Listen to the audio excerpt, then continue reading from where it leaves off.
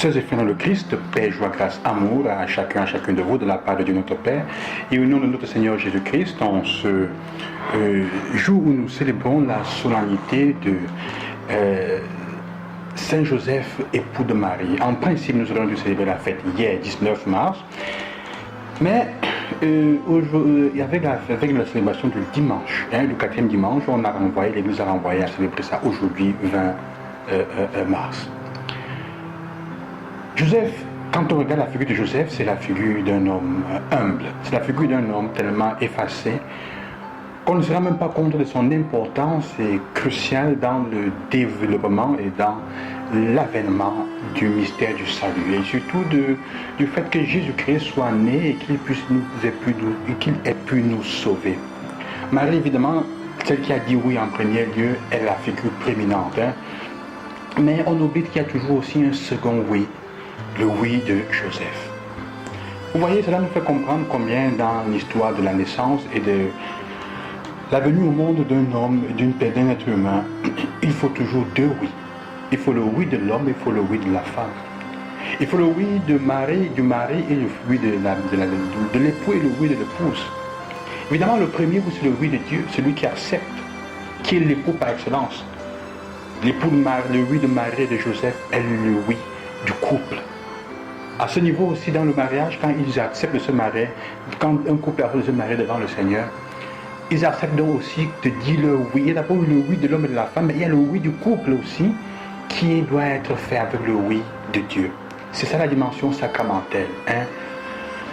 Il peut y avoir le oui d'un homme et d'une femme qui n'apportent pas le oui du couple devant Dieu. On n'arrive pas au sacrement.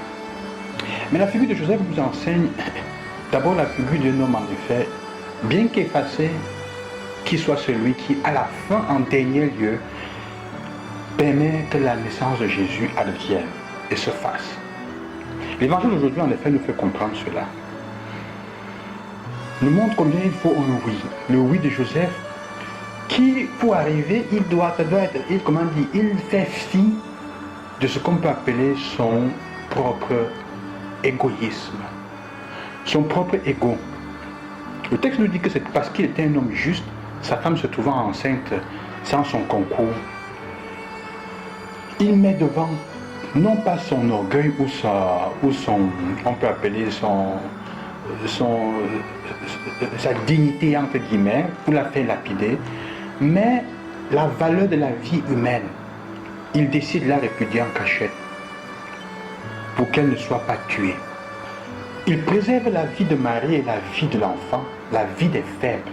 C'est pour ça que Joseph est considéré comme l'homme juste. Parce qu'au-dessus de son propre honneur, il met la valeur de la vie des personnes les plus faibles, les plus en difficulté. En ce moment, il est celui qui a le couteau du côté du manche. Donc il a le pouvoir, le droit sur la vie de Marie et de Jésus, en principe. Mais il se reconnaît dans sa justice comme celui qui n'a pas de droit sur la vie, en aucun cas. Il vit le premier commandement, il n'a de droit sur personne sinon Dieu lui seul. Et il va donc essayer de se faire cela. Mais cela le met dans la condition d'être capable d'écouter Dieu lui parler. D'écouter Dieu le mettre, lui donner la possibilité de le rendre, de devenir participant, de devenir, partenaire dans le processus, dans le projet du salut de l'humanité. Comme Marie est faite partenaire, lui aussi il va devenir partenaire. Et c'est avec son oui. Et c'est pour ça qu'il est capable dans son songe, dans le rêve, d'écouter Dieu lui dire, ne la répudie pas parce que si elle est enceinte, c'est mon œuvre, c'est moi qui ai fait cela. C'est grâce à moi. Il y a ma main là-dedans. Accepte. Souvent les choses que nous ne comprenons pas, Dieu parfois se sert des choses que nous ne comprenons pas pour tester notre capacité de lui faire confiance et d'écouter. Pour que nous devenions partenaires. En tenant sa souveraineté, il fait de nous des partenaires dans ce vol.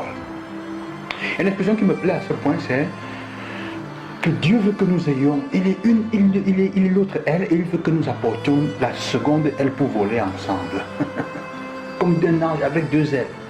Dans ce projet, il a besoin de notre aile pour voler ensemble. Joseph est donc celui qui nous enseigne cela, qui nous enseigne la justice, la capacité de dire oui à Dieu pour participer au projet dans lequel parfois il est celui qui est l'unique qui comprend les tenants et les aboutissants. Mais il veut que nous donnions notre accord, notre assensus, que nous donnions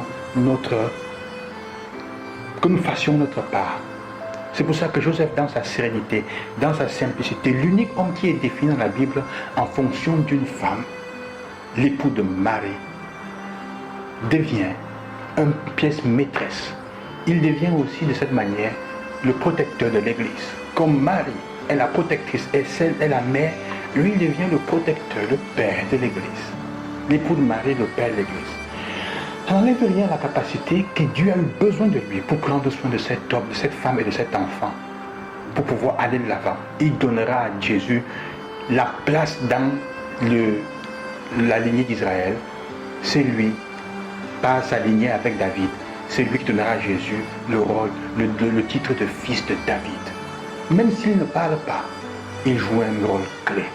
Ce n'est pas parce qu'on est effacé que parfois on est en retrait dans les situations qu'on ne peut pas influencer fortement. On n'a pas besoin d'être toujours à la tête, d'être celui qui est devant, qu'on voit, pour influencer, pour donner une direction aux événements de la vie.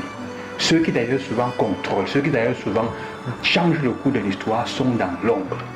Les vrais dirigeants de ce monde, on ne les voit pas, ils sont cachés, dans l'obscurité, dans le derrière, ils donnent l'orientation. Évidemment, il ne s'agit pas de se cacher, mais d'être ceux qui sont capables d'influencer l'orientation du monde positivement, parce qu'ils sont les partenaires de Dieu.